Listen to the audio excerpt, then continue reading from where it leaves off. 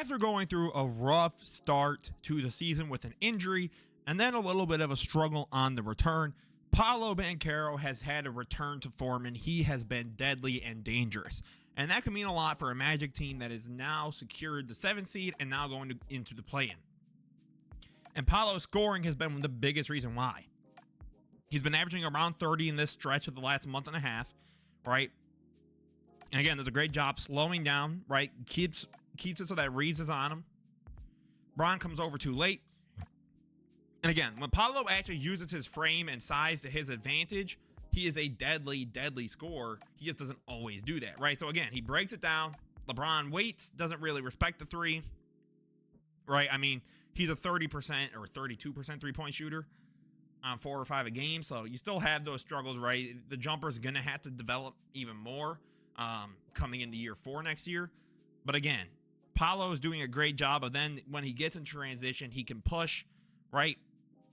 Does a great job, breaks, slows it down, waits, right? He does a great job filling the lane. Sees it, waits for the man to come over, gets the pass off, spins into his chest, and gets frankly, a really tough bucket. And again, we know what Paolo loves to do. He loves shots like this. He loves a little breakdown, back down, push into the lane, step back midi, right? Now, is that shot always necessarily the best shot for a player like Paolo? In my opinion, no. But part of that is just how his game is. And again, I think if he continues to become as aggressive downhill, he really will be deadly, right? Like, again, great job shimmying off of Luka. And then, right, Luka just does a great job, right? Gets the shoulder into him, creates that little bit of separation, right? Like, this is the key moment right here, right? So Luka's getting back down. Again, waits for just that little bit of separation, that little bit of space, and is able to just get that little spin around jumper, which is really nice. Like, the jumper itself is fluid in the mid-range, but again, at times it's just like, why do we pick those shots at times? But again, when you have a smaller defender like this and you're able to, you're able to impose your will, right, and to create that space by force, okay, cool. I got no problem with that. That's a good shot, right? But don't be afraid to continue to fight downhill.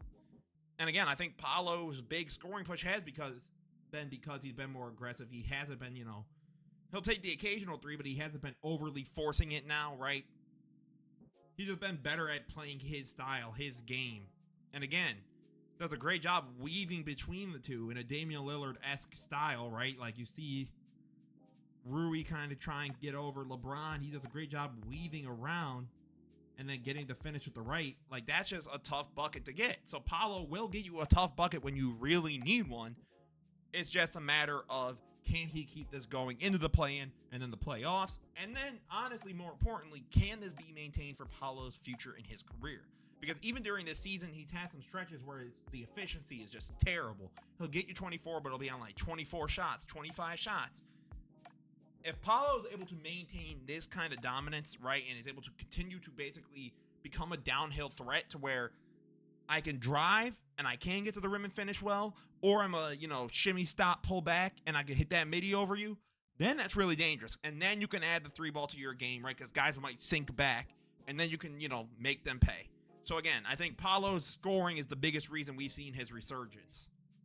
But I think the other major thing is that Paolo has continued to work himself to be a facilitator and passer, but not become overly passive. That was a big problem for Paolo in the playoffs, especially against the Cavs. At times, he would just settle and become overly passive, right? He would take away his own open shot to try and create a 3-ball for a player who can't really shoot. And at that point, is that really a better shot? I don't think so. But again, it's still important, right? Like, you're going to get these wide open threes. You need to still try and create for others, right? Because if you're not really thought of in that way, that's going to hurt you, right? And this is just a tough pass. It even gets, a little bit hit onto him. But again, just get that down to Wendell, who goes right back up with it, right? It's just excellent basketball. Wendell, again, like, I do like the way Paolo plays with other bigs. Like, I do think he's really good at helping setting him, Mo, Goga, and some of these other guys up. I do think they actually click pretty well. So again, I do think Paolo's, again, I think he's a good to great secondary to even tertiary, like third playmaker, right? And I love this here, right? So he draws them in with the shot, right? So Cole gets a tough pass, gets the pump. At that point, force the commit over, gets it down to Anthony Black in the corner, and you can continue running away with the league and the lead. But Imster, it's the discount Celtics. Well, guess what, bro? Everyone's going to play against some team that some night is like, okay, are we going to discount their stats because they played whatever quality of team? That's when things get nasty. But again, Paolo, great job, right? Points out him to go over here. Pritchard tries to collapse. Again, this is why being a downhill threat's important for Paolo. He drives. Both men collapse over. Waits. Kicks it out again to the corner.